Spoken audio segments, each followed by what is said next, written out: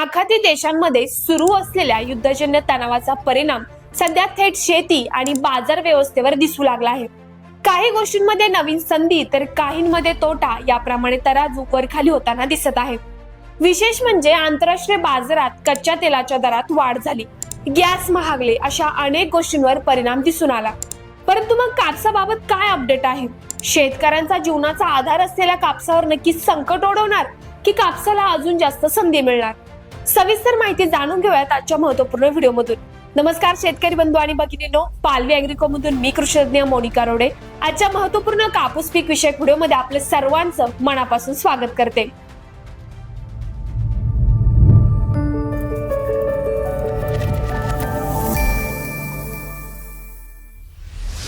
आंतरराष्ट्रीय बाजारात कच्च्या तेलाच्या दरात मोठी वाढ झाली आहे.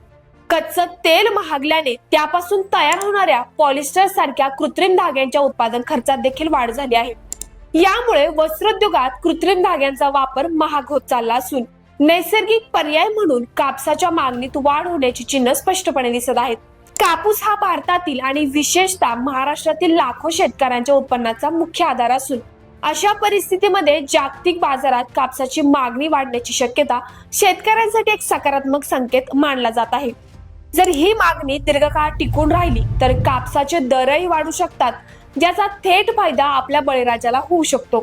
मागील काही हंगामामध्ये कमी दर आणि वाढता उत्पादन खर्च यामुळे शेतकरी आर्थिक अडचणीत सापडले होते. त्यामुळे सध्याची परिस्थिती त्यांच्यासाठी दिलासादायक ठरू शकते. मात्र ही संधी जितकी आकर्षक आहे तितकीच ती अनिश्चिततेने देखील भरलेली आहे. याचं कारण म्हणजे कापसाचे दर केवळ स्थानिक परिस्थितीवर नाही तर आंतरराष्ट्रीय घडामोडींवर देखील मोठ्या प्रमाणात अवलंबून असतात. युद्धाची परिस्थिती कधी बदलू शकते, तेलाचे दर कमी जास्त होऊ शकतात आणि त्यानुसार कृत्रिम धाग्यांचे दरही बदलू शकतात. त्यामुळे बाजारातील ही तेजी किती काळ टिकेल हे सांगणं मात्र कठीण आहे. दुसरीकडे कापूस प्रक्रिया उद्योग आणि वस्त्रोद्योगासाठी ही परिस्थिती आव्हानात्मक ठरू शकते. कच्च्या मालाच्या किमतीत वाढ झाल्यास उत्पादन खर्च वाढतो आणि त्याचा परिणाम अंतिम उत्पादनाच्या किमतीवरती होत असतो. त्यामुळे उद्योगांना स्पर्धात्मक राहण्यासाठी नवे पर्याय शोधावे लागतील. या सगळ्या पार्श्वभूमीवर कापूस उत्पादक शेतकऱ्यांनी बाजारातील घडामोडींवर बारकाईने लक्ष ठेवणं अत्यंत आवश्यक आहे. योग्य वेळी योग्य निर्णय घेतला, जसं की साठवणूक, विक्रीचं नियोजन किंवा बाजारपेठेची निवड, शेतकरी या परिस्थितीचा अधिक फायदा घेऊ शकतात.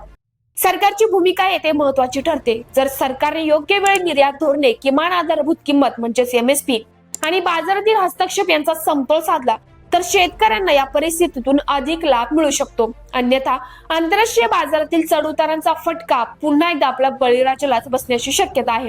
म्हणूनच युद्धामुळे निर्माण झालेली ही परिस्थिती कापूस उत्पादकांसाठी संकटातून संधी ठरू शकते. पण यासाठी योग्य नियोजन, सतत बाजार अभ्यास आणि धोरणात्मक निर्णय घेणं अत्यंत गरजेचं आहे. हे जर साध्य झालं तर कापसाच्या पांढऱ्या सोन्याला पुन्हा एकदा चांगले दिवस येऊ शकतात आणि बळीराजाच्या चेहऱ्यावर समाधानाची झळक दिसू शकते. तर शेतकरी बंधूंनो, आपल्या मते नक्की कापसासाठी ही संधी ठरेल की संकटच राहील?